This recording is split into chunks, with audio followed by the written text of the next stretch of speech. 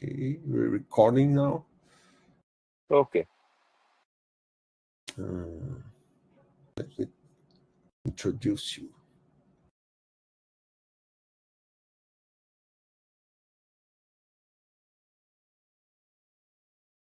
Just one more minute.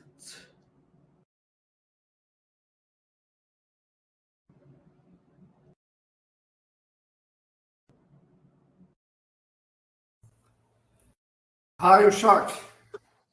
Hi, Carlos. How are you? How are you doing? Nice to see you. Good seminar.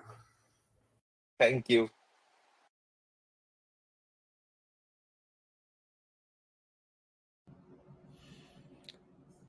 Okay, good afternoon, everybody. It's a pleasure to have Ushak Rahaman, a physicist, a particle physicist working with neutrino physics and engaged in experiments, DUNE, ProtoDUNE, and working in CERN and Toronto University. He has an experience in several other institutions, some of them, well, he comes from India, Indian Institute of Technology in Mumbai, right? Where Yeah. he obtained his PhD. And after that, he went to University of Johannesburg, Auckland Park in South Africa, Instituto de Física Corpuscular, Grupo de Astropartículas y Física de Altas Energias in Valencia, and more recently in University of Toronto. So today, Rahaman is going to talk to us about neutrino physics on a quantum computer. And I hope everybody can make several questions during or after the presentation. Sure. Please, Ushak, the word is with you. Thank you. Thank you, Paulo. Hello, everyone. So first of all, thanks for giving me the invitation to give this talk, especially to Carlos and to Paulo for sending me the invitation. So what I'm going to talk about is basically a brief introduction to quantum computing and its application in the field of neutrino physics. So this is the basic outline of my talk. So first I will talk about classical bits and quantum bits or qubits, and then I will talk about the classical and quantum gates, and then about the quantum circuits. After that, I will give a brief introduction to neutrino oscillation and the application of quantum computing in neutrino oscillation. And at the end, I will talk about collective neutrino oscillation, which is the most important application of quantum computing in neutrino physics. And after that, I will draw a brief conclusion. So the field of quantum computing and its application to neutrino physics, I learned it while working with my collaborators Joachim and Theo. And I guess Theo is attending this talk. So hi, Theo. Okay, so first I will give a brief introduction to classical bits and qubits. Classical bit. A classical bit is a unit of information which describes a two-dimensional classical system. And there can be several examples of a classical bit, like electricity traveling through a circuit or not. If it travels through the circuit, we can call it 1. And if it does not travel, we can call it 0. Or if something is true or false, when it is true, we can call it 1. And when it is false, we can call it 0. And similarly, if a switch is turned on or turned off. So the interesting thing about all these examples is that they are all binary systems. So a switch can be either turned on or turned off. It cannot be both. And that's the most important part of classical bits, that they are always binary system. It can be either 0 or 1. Now, if we want to represent these classical bits 0 and 1 through a matrix, then we can represent it by a two-dimensional vector. So the 0 by this two-dimensional vector 1, 0. So the first element represents the 0 state and the second element represents the 1 state. So when the bit is in the 0 state, then the first element will be 1 and the second element will be 0. And similarly, if the bit is in 1 state, the first element will be 0 and the second element will be 1. Now, what is a qubit? A qubit is a unit information describing a two-dimensional quantum system. Now, in matrix representation, a qubit can be represented by this two-dimensional vector C0 and C1, where mod C0 square plus mod C1 square equals to 1. So here I have made a mistake. It should not be C0 square plus C1 square. It should be mod C0 square plus mod C1 square equals to 1, because C0 and C1 are complex number. What does it mean? It means that this mod C0 square, it is the probability that if we measure this qubit, we will find it in the state 0, and mod C1 square represents the probability that if we measure the qubit, we will find it in the state 1. Now, this vector C0 and C1, this can be written like this. So it can be written as a superposition of the 0 state and the 1 state. So the 0 state and the 1 state are the canonical basis states of a Hilbert space. So the interesting thing is that the 0 state and the 1 state are basically a particular special case of this qubit. So when the system is in 0 state, then C1 is 1 and C1 is 0 and C0 is 1. And when it is in 1 state, then C0 is 0 and C1 is 1. And another interesting thing is that unlike the classical bit, the qubit can be in general a superposition of both 0 and 1 state. So a classical bit is always binary. It can be either 0 or 1, but in general, a qubit is a superposition of the 0 state and the 1 state. Now suppose we want to write 8 bits in a classical computer. And let us say our 8 bits is this 0, 1, 1, 0, 1, 0, 1, 1. So if we want to represent it by matrix representation, then it will be like this. So for 0 state, we will have 1, 0. Then for 1 state, we will have 0, 1, and so on. Now, if it is a quantum system, then we have to use a tensor product. So then this 0, 1, 1, 0, 1, 0, 1, 1 has to be written as tensor product of each bit. So when there are 8 qubits in a quantum system, then there can be 256 total possible states. 256 means 2 to the power 8 total possible states. So 256 total possible states. So that means that this particular state 0, 1, 1, 0, 1, 0, 1, 1, it's an element of a complex vector space of dimension 256.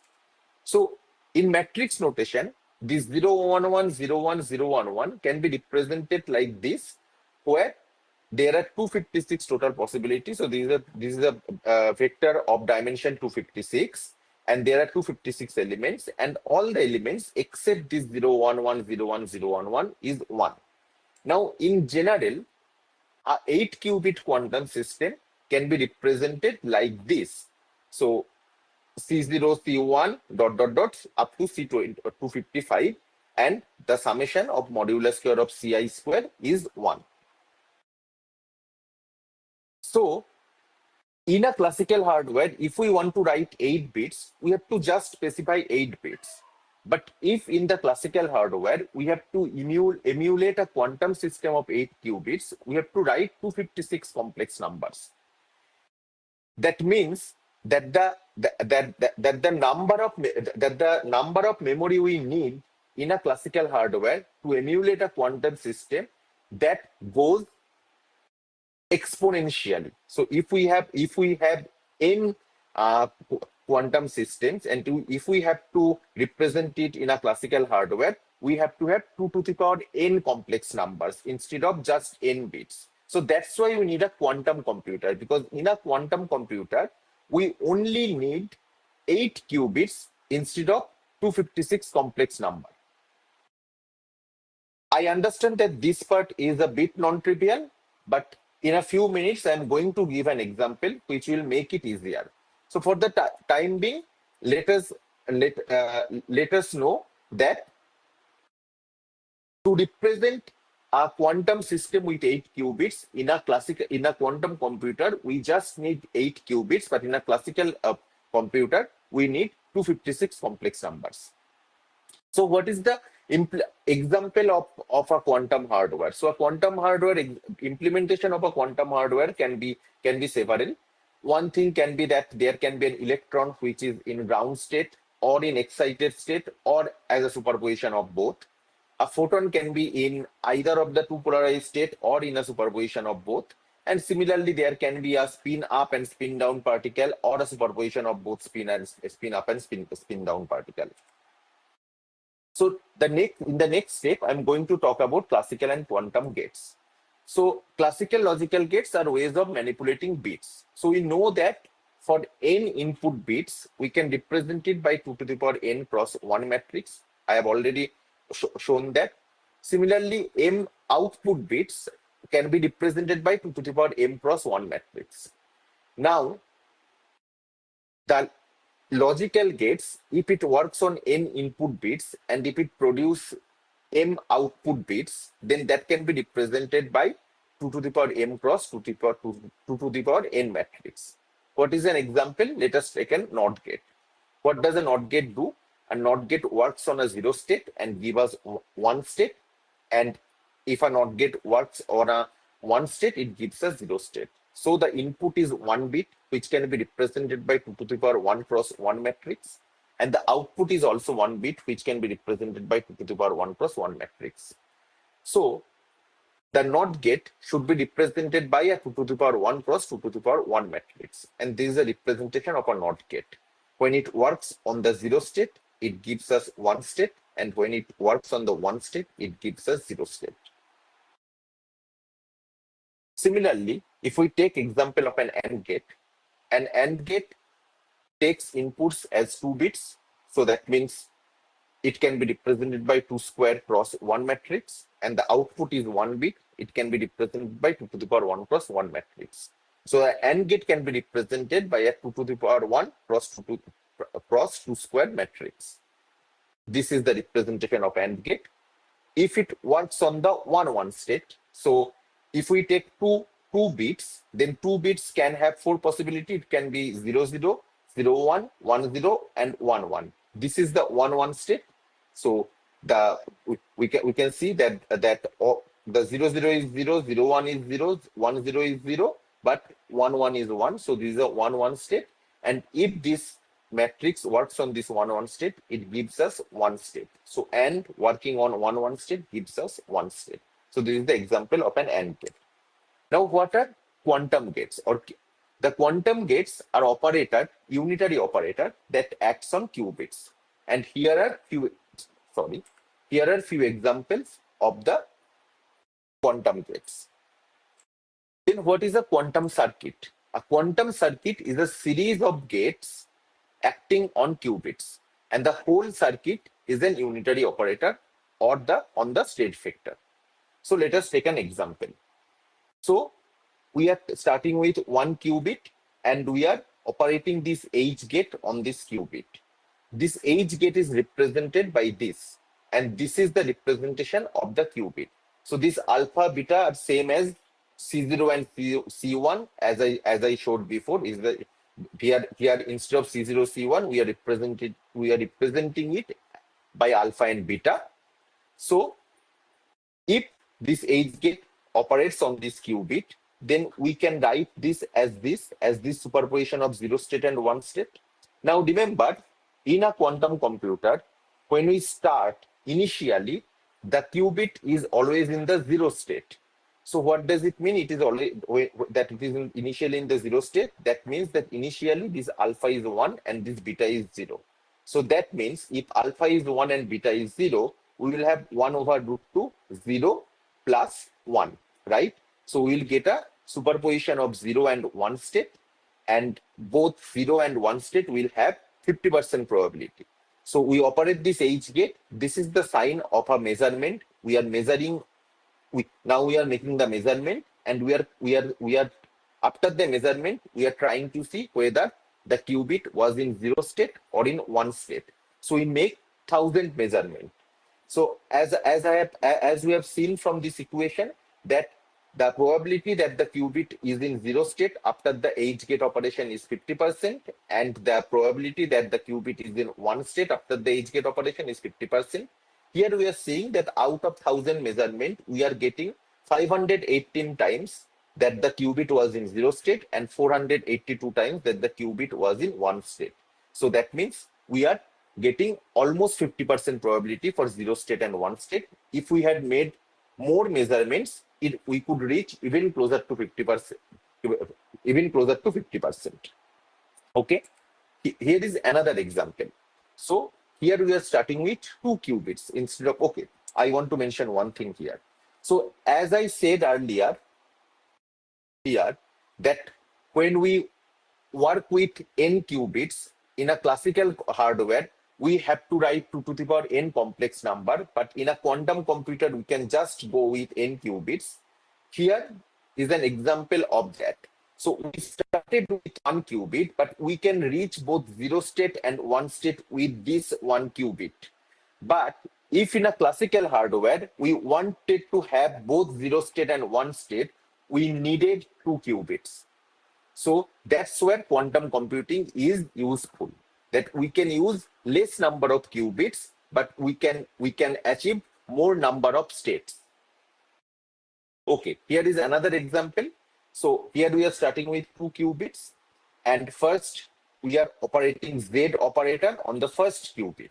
So this is the Z operation. So as I said earlier, that initially all the qubits are in 0 state. So that means alpha is 1 and beta is 0. So if Z operate on it, we can write the final product as this. So if alpha is 1 and beta is 0, that means after the Z operation, the first qubit remains in the 0 state. Then in the second qubit, we are first doing the X operation. Again, the second qubit is also initially in 0 state. So that means alpha is 1 and beta is 0. So that means after the X operation, the second qubit goes to 1 state, right? And then we are operating the Z operation on the second qubit. And with the Z operation, the 1 state will remain as 1 state. So basically this will remain as 0 and this will remain as 1. So this will be, so we, when we do the measurement, we should get 0, 1 state.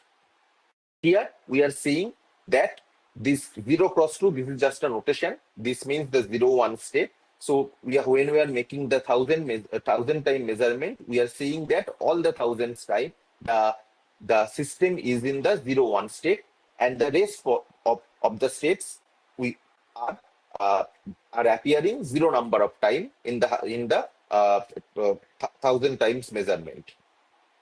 So with 2 qubits, we can have 4 possibilities. That means we can have 0, 0, 0, 1, 1, 0, and 1, 1. And we are seeing that after this operation, the system is in 0, 1 state. And the other 3 possibilities like 1, 0, 0, 0, or 1, 1, the probability of them appearing is 0. So this is what this result means. Now, up to this, I've followed this reference. This is the book called Quantum Computing for Computer Scientists from Cambridge University Press. Now, before going to the next section, I'll pause here for a bit, and I will allow you to ask any question if you have any doubts up to this part.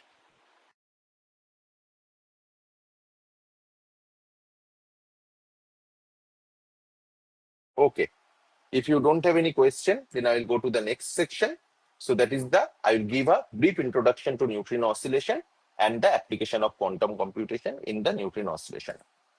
So let us first start with the 2 flavor scenario. So let us say that there are two kinds of neutrino, nu e and nu mu.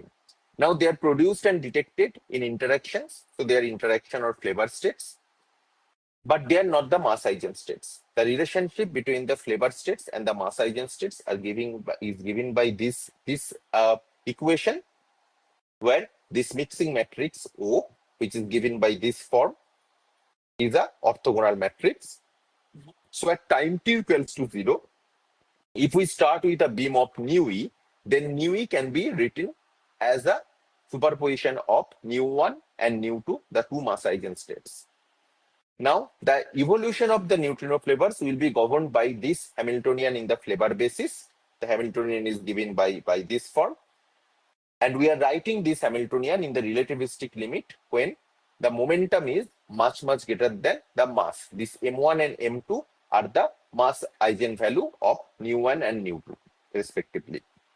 So that means there is another additional term which is proportional to pi square and also proportional to the identity matrix. But since the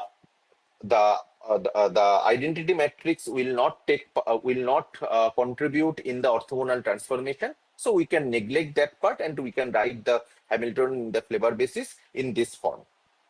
So if we solve the Schrödinger differential equation, then after time t, the neutrino state can be written like this. So this is different from this nu state. Now we want to know that if there is any new mu state present in the beam now, and to do that, we have to take this inner product of nu mu with this nu t. And if we take that and then take the modular square of that, we can find out the oscillation probability of nu e transforming into nu mu, and the oscillation probability is given by this formula. Now, in natural unit, the velocity of light can be taken as 1. Now this time t can be written as L over c, where L is the distance traveled in time t, and if c equals to 1 in the natural unit, then we can write t as L. So that means that the oscillation probability that nu e transforming into nu mu after time t can be written as this, where this delta m square is the mass square difference. And similarly, we can try to find out the survival probability of electron neutrino, and that can be written like this. So the interesting thing is that if we look at these two equations, then we can find out that if theta is 0 or delta m square is 0, then the probability that sum of the initial nu e transformed into nu mu becomes 0, and the survival probability becomes 1. So that means if theta is 0 or delta m square is 0, then the initial nu e remains nu e. None of them got transferred into nu mu. But in experiments, in solar neutrino experiment, atmospheric neutrino experiment, as well as experiments with the man-made neutrino sources, we have observed neutrino oscillation phenomena. So that means that theta is non-zero. That means this mixing between mass eigenstates and flavor states have occurred. And also delta m square is non-zero, which means that neutrinos are massive, as well as they have non-degenerate mass. That means m1 and m2 cannot be equal to each other. And this is a very important thing, because in our standard model, neutrinos are massless. Why are they massless? Because in standard model, we do not have the right chiral neutrinos. We only have the left chiral neutrinos. So the neutrinos cannot take part in the Higgs mechanism, and they are massless. But the neutrino oscillation experiments have shown us that neutrino oscillation phenomena does take place, and if it takes place, that means neutrinos are massive. So that's why neutrino oscillation gives us a hint that there must be some physics beyond standard model, and that is why neutrino oscillation is so important. Now, if we fix the value of theta, if we fix the value of delta m square, and if we fix the value of L, then we can plot this oscillation probability as a function of energy, right? And we got this result by solving the differential Schrödinger equation. Now, how quantum computing can be applied here? So let us say that we do not want to solve the Schrödinger differential equation. These are all quantum mechanical phenomena. We want to just define the quantum mechanical phenomena in a quantum computer, and want to see if we can observe the neutrino oscillation in the result of the quantum computation. So to do that, for two flavor scenario, each neutrino flavor is represented by one qubit. So a nu e is represented by a qubit in a state 0, and a nu mu is represented by a qubit in the state 1. And how can we get the state 1? By operating an X operator on the qubit in the 0 state. And the mixing matrix O will be represented by this unitary operation called Ry operation. And this Ry operation basically equivalent to our mixing matrix. And the time evolution of the neutrino mass eigenstates under this Hamiltonian will be represented by this unitary operation called Rz operation. And then the resulting circuit will be can be written like this. So forget this Q1 qubit because we do not need 2 qubits here. I was just playing around, that's why I started with 2 qubits. We do not need 2 qubits here. We can just go with 1 qubit. So this Q0 qubit. So it is in the 0 state. That means it is we are starting with initial nu e, and then we are doing an Ry transpose operation to bring the flavor state into the mass eigenstate. To bring the flavor basis into the mass basis. And then after that, we are doing this Rz operation to apply the time evolution under the Hamiltonian. And again, we are doing the Ry operation to bring the mass basis to the flavor basis. And then we are doing the measurement. And we are trying to see if the qubit is in 0 state or in 1 state. If it is in 0 state, then that means the qubit is nu e. If we find out it to be in the 1 state, then that means the qubit has transformed into nu mu. And let us assume we do 1000 measurement, and x times we find that the qubit was in 0 state, and y time we find that the qubit was in 1 state. So if we do x divided by 1000, that gives us the probability that the initial nu e remained as nu e, and by doing y divided by 1000, we get the probability that nu e transformed into nu mu. And after doing that, we have plotted that result here as a function of energy, and we have compared it with our classical result. So these globes mean the classical result. Globes is the software that we use on classical computer to calculate the oscillation probability by solving the Schrödinger differential equation. And also, we are plotting the result of our quantum computation. Here, instead of the actual quantum computer, we have used a quantum computer emulator on the classical computer. It is a Python package known as Qiskit. We have also tested this result on the IBM quantum computer. I am not showing that result here, but we have tested that, and we could match the result with the classical computer result. And we did this oscillation probability plot for L equals to 180 kilometer, which is the baseline for the Kamland experiment. Now, for the 3 flavor scenario, we will have 3 neutrino flavors, nu e, nu mu, nu tau, and we can represent their relationship with the mass eigenstates nu1, nu2, nu3 by this equation, where this U is an unitary mixing matrix, and theCij's are cos theta ij and Sij's are sin theta ij. And the Hamiltonian in the flavor basis will be given by this expression, where this delta 21 is m2 square minus m1 square, and delta 31 is m3 square minus m1 square. So neutrino oscillation in the 3 flavor will be determined by 3 mixing angles, theta 13, theta 12, theta 23, 2 mass square differences, delta 21, delta 31, and a CP violating phase, delta CP. So now, if we want to apply quantum computation for 3 flavor oscillation scenario, then each neutrino flavor will be defined by 2 qubits. Nu e will be defined by a 0,0 state. Nu mu will be defined by 0,1 state, which means that the first qubit will be in 0 state and the second qubit will be in 1 state, which can be achieved by operating X operator on the second qubit. And nu tau will be represented by 1,0 state, which can be achieved by operating X operator on the first qubit and leaving the second qubit as it is. So in case of 2 qubits, there can be another possible state, that is the 1-1 state. So we will treat that for the 3-flavor oscillation scenario. We'll treat that 1-1 state as the unphysical state.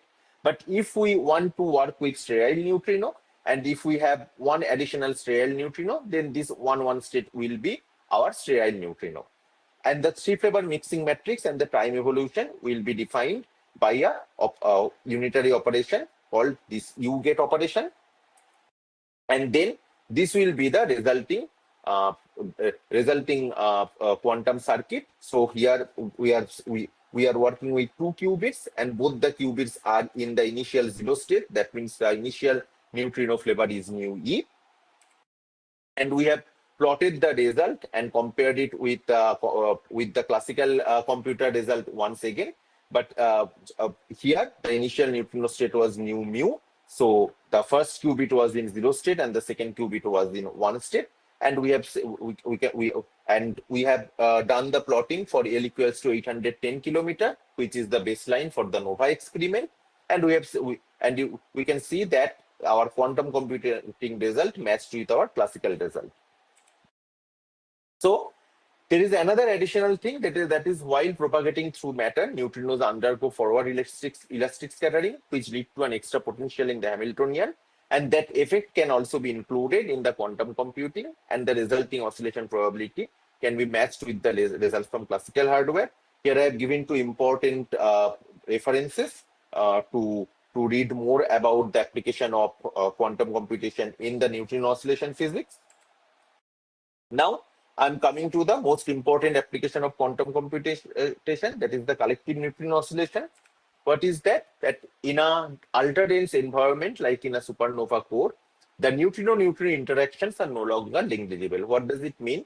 That normally we consider the interaction between neutrino and matter while propagating, but we do not consider the interaction between one neutrino with the other neutrinos. But in an ultra-dense environment like a supernova core, we cannot neglect that interaction. And the dominant process will be coherent forward scattering. So where flavor may change, but no momentum transfer will occur. And the neutrino-neutrino interaction Hamiltonian will be represented by this in the flavor basis. And the neutrino-antineutrino interaction Hamiltonian will be represented by this in the flavor basis. And these are the Feynman diagrams representing these neutrino-neutrino and neutrino-antineutrino interactions.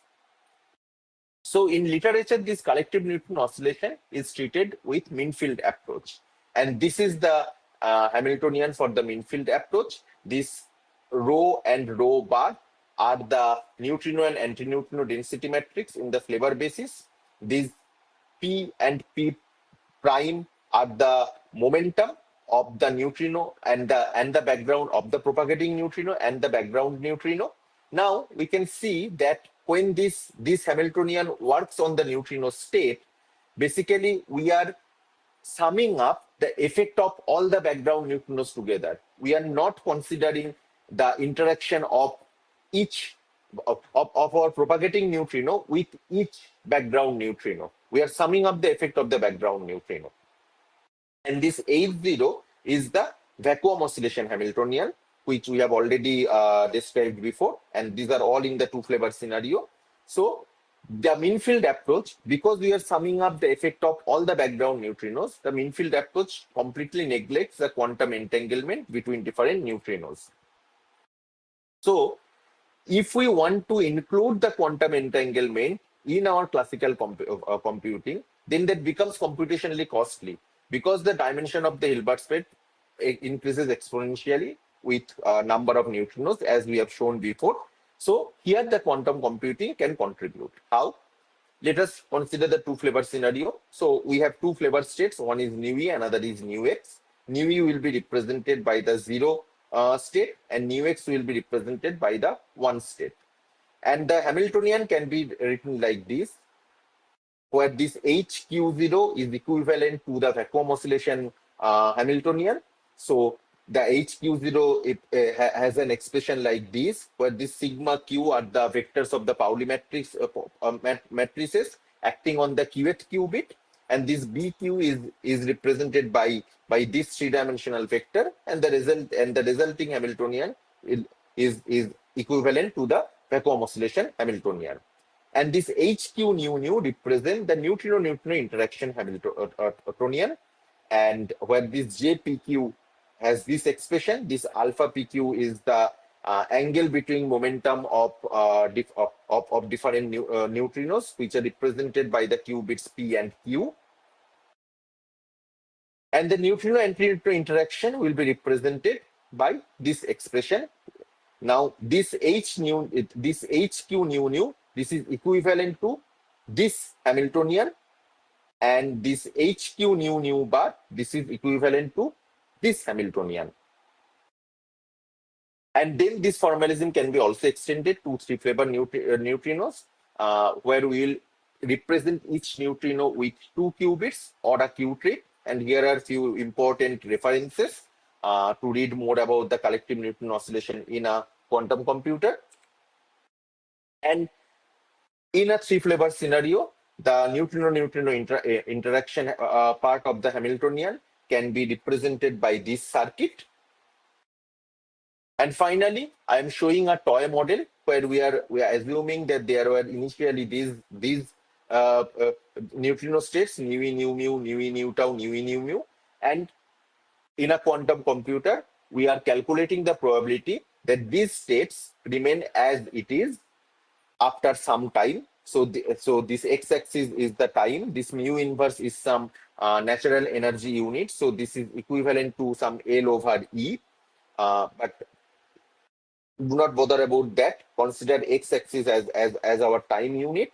And after some time t, I am calculating the oscillation probability that this state remains as it is. So I've come to the last part of my talk. So I will end the talk by posing some open questions. So the first question is, does the quantum computation match or deviate with the mean field approach? So it does match with the mean field approach for neutrino-neutrino interaction, but it does not match with the mean field approach with for neutrino-antineutrino interactions with small number of neutrinos. So then the question comes that does the quantum computation for neutrino-antineutrino collective oscillation match with the mean field approach for large number of neutrinos? If they do, then how large? We are writing a paper on this. The paper will be on arXiv in a couple of months. So wait for that.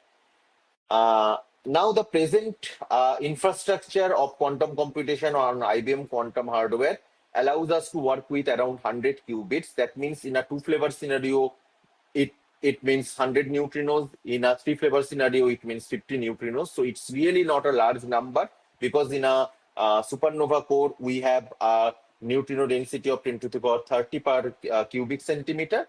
Here I have given a link to the quantum computer computation platform of IBM. So the question is there a way to simulate large number of neutrinos with entanglement without making the process computationally expensive? The answer is a decay state. Here is a reference to read about decay state, and we are writing a paper on that also. So that will also come in a couple of months. And the last question is that in recent times, there are few papers that tried to simulate few of the SU3 quantum field theory phenomena on a quantum computer. Can we simulate entire SU2 and SU3 quantum field theory on a quantum computer? I don't know yet. We have to work more on that to know about that. So that is an interesting future problem. So thank you.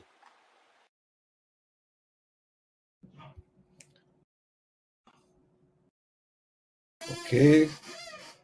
Thank you, Ushak. Let's thank Professor Ushak Rahaman, doctor if he prefers, for the very interesting lecture applying this quantum computation to neutrino physics.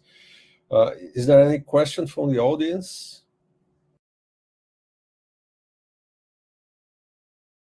Hey, Carlos Otávio.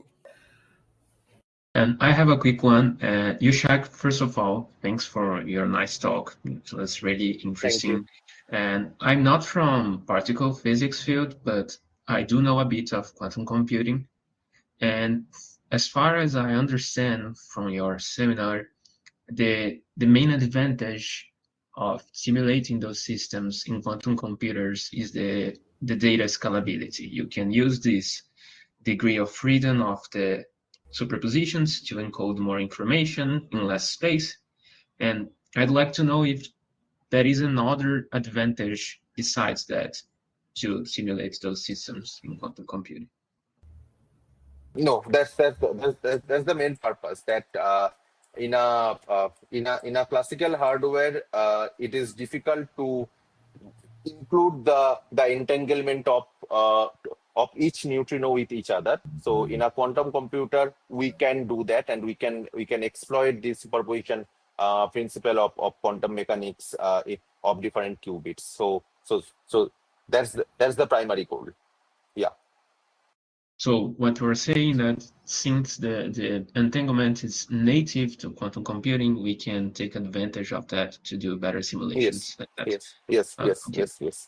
Because in the mean field approach, we are assuming that there is no quantum entanglement. But what if there is a quantum entanglement? Because when we will detect the supernova neutrinos on Earth, so if there is a quantum entanglement, that means the evolution under this Hamiltonian will be different than our mean field approach, right? So that means what we are measuring here will not be exactly correct. So that means if there is a quantum entanglement present, even we expect that for large number of neutrinos, the entanglement will not have much effect. But if there is any effect, we should be able to theoretically estimate that, and we cannot do that in a classical hardware. So the only option, only available tool for us is quantum computer or this decay state.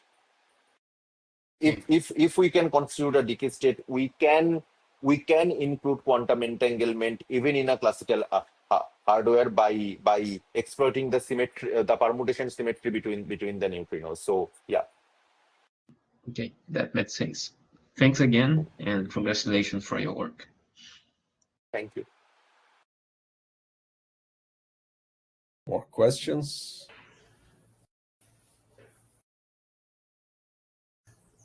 Dear Ushak,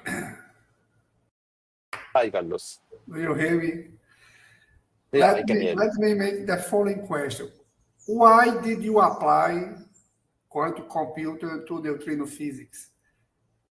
Is this the reason, or is because quantum neutrino oscillation is because neutrino has oscillation there, you can apply this formalism, or can we apply quantum computer to another sector of the particle physics as LHC scattering, for example, or you have to restrict to oscillation in particle physics for the case of neutrino?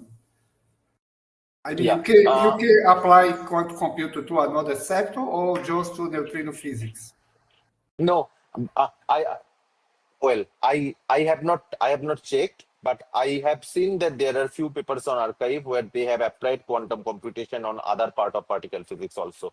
So, on principle, on top of my head, yes, we can apply quantum computer in any of the quantum mechanical phenomena.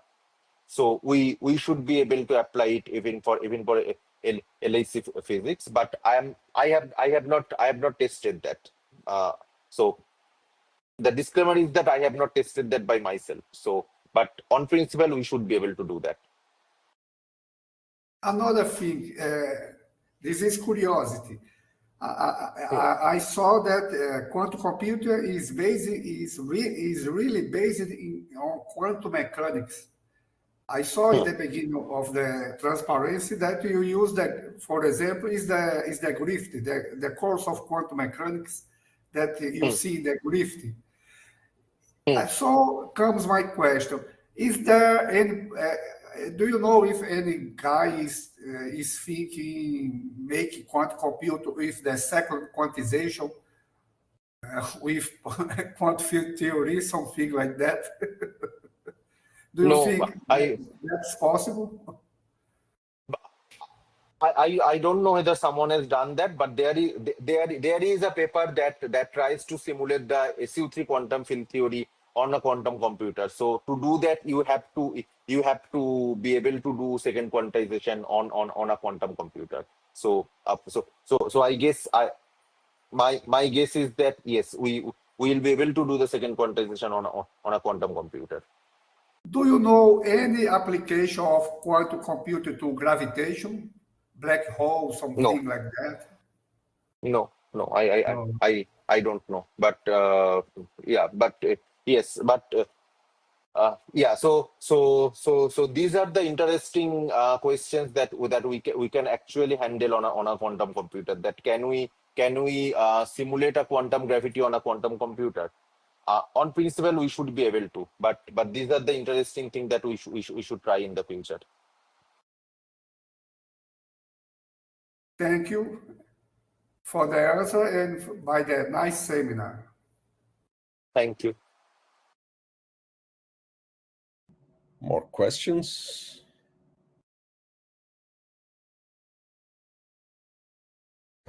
Ushak, since nobody else is asking anything, let me ask you some concerning this SU2 and SU3 quantum field theory. Are you suggesting something like lattice field theory to explore regions which are not explored already, in the sense that the problem with lattice field theories, as far as I know, is the size of the lattice, right? What is going to be better in this kind of simulation from quantum computing?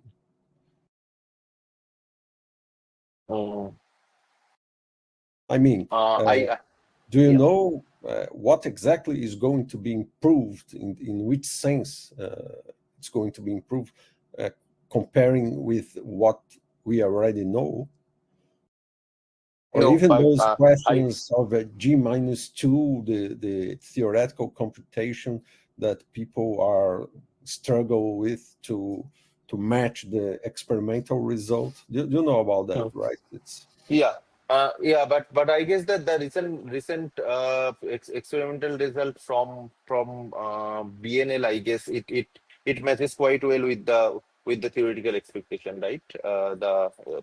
The recent experimental result does not allow the anomaly to I mean, it reduces the anomaly between the theoretical expectation and the experimental value. So but in a quantum computer, on top of my head, what is coming to my mind is that instead of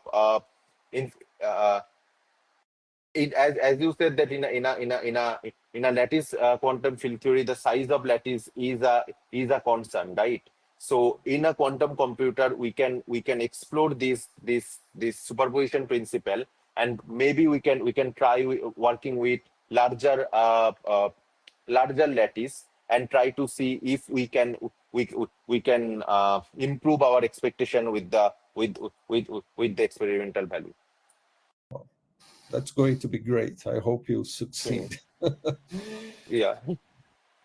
Okay. If there is no other questions, I'd like to thank you again for the very nice lecture, and good afternoon for you. I don't know, it's night. It's yeah, it's night. Okay. Good night then, and thank you again. Thank you. Thanks a lot. Thank you. Thanks a lot. Bye bye. Bye, Ushak. Bye, Carlos. Bye.